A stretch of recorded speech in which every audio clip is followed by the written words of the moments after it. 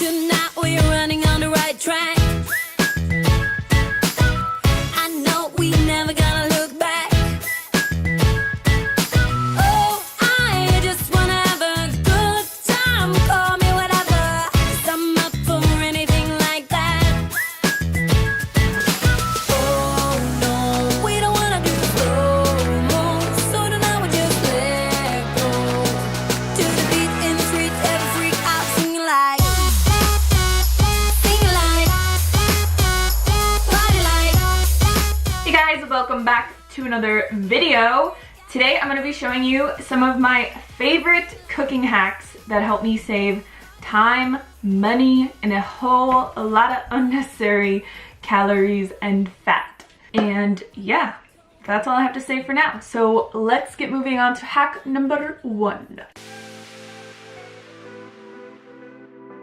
For this yogurt, I use soy milk. You can use almond or coconut as well, but you just want to make sure there are no thickeners like guar gum or agar. Make sure the only ingredients are soy and water, or coconut and water, or almond and water. You get the gist. We also need 3 probiotic capsules for this recipe.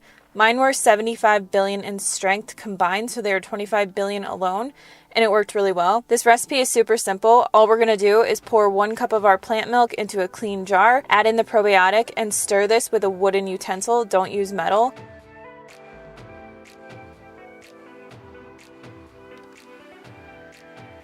Then cover it with a breathable material. I used a kitchen towel, and let it sit out in your kitchen 24 to 48 hours, depending on how thick you like it. My house is about 70 degrees, and this is what mine looked like after 24 hours. After 48, it got really thick, almost like a nut butter, but both ways, it was still super tangy and yogurty. Is that a word? After this time is up, you can put the lid on and store it in the fridge for up to a week.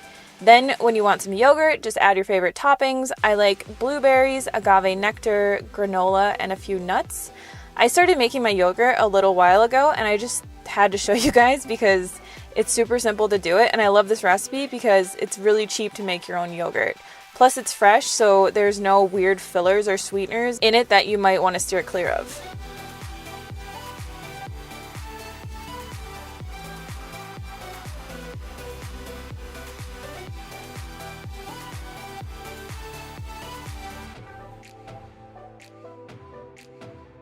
For this recipe, we're going to need 2 tortillas. I like these ones from Trader Joe's because they are just corn, water, and lime. Okay, did you know you can throw tortillas in a toaster? It's a super easy way to get crunchy tortillas instead of heating up your entire oven or an air fryer or a grill pan. I usually use this for tacos, but you can also make chips in like 5 minutes. Turn your toaster to medium setting and then pop in your tortillas. You want to push them down as far as you can and push them down again after you push the button down. Let them toast for about 3 minutes and then flip them over and repeat. If you want to make tacos, you can spread your toppings on while it's still hot using a spoon. Fold it together, and when it hardens, it will be like a crunchy tortilla.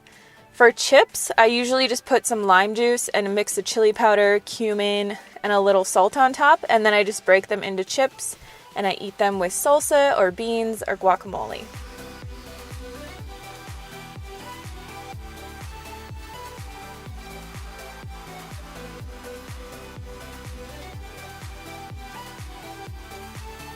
Since I've been getting a lot of new followers, I've been getting a ton of questions about not using oil. You can pan fry any vegetable in water. Just simply add your veggies and 2 tablespoons of water over medium heat. If you're using frozen vegetables, you typically don't even need to add water, and then I usually just add a little soy sauce to brown them and some garlic powder for flavor. Seriously, you guys, stop using oil. If you're trying to lose weight, it is literally the worst thing you could be adding to your food.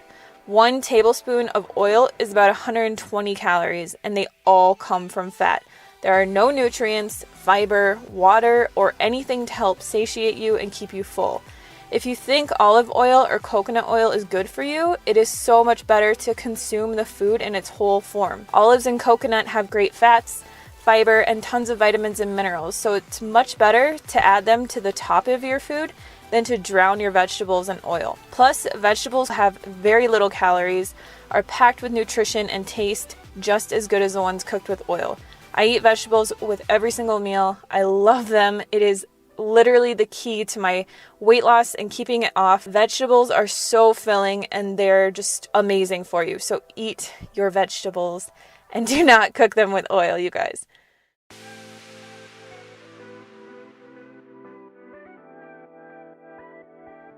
Okay, if you haven't made banana ice cream before, now is the time. All you need for this is frozen bananas. It's easier to blend them if you cut them into chunks before you freeze them and let them sit out for 5 to 10 minutes before you make ice cream. If you don't like bananas, this recipe works great with any frozen fruit. You could use blueberries, strawberries, or even mango and make a delicious sorbet, peaches, plums, anything. Like, they're all delicious. Today I'm going to show you guys my favorite recipe, and we only need 2 ingredients to make it.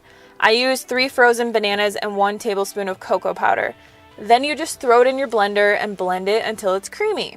If you don't have a high-speed blender like a Vitamix, look into getting a Yonana's machine. They sell them at Walmart or Target. They're super inexpensive and they work just as great too.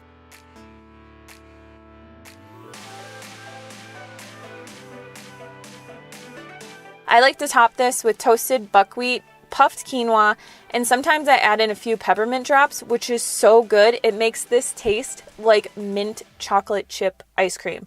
No joke, you have to try this.